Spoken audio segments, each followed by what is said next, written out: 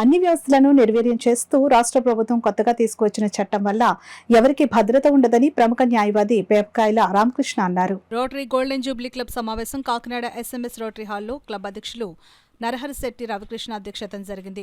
ముఖ్య అతిథిగా ప్రముఖ న్యాయవాది రామకృష్ణ పాల్గొని ఆంధ్రప్రదేశ్ ల్యాండ్ టైటిలింగ్ యాక్ట్పై సమగ్రంగా వివరించారు. ఈ కొత్త చట్టంలో ప్రజలకు తీరని అన్యాయం జరిగే విధంగా ఉందని, ప్రతి ఒక్కరికి అవగాహన కల్పించాల్సిన అవసరం ఎంతో ఉందని ఆయన స్పష్టం చేశారు.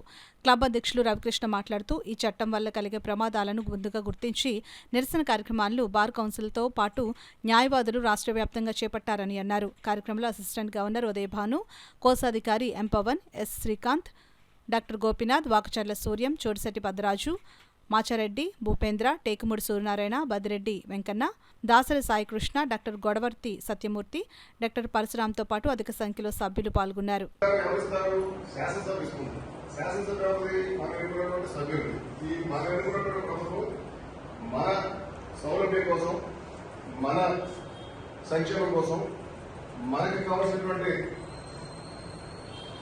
మనకు అందాల్సినటువంటి న్యాయాన్ని అందించడం కోసం ప్రభుత్వ యంత్రాంగం ఉంటే ఆ యంత్రాంగానికి న్యాయపరమైనటువంటి అధికారాన్ని సంప్రాప్తం చేసేది ఈ చట్టం.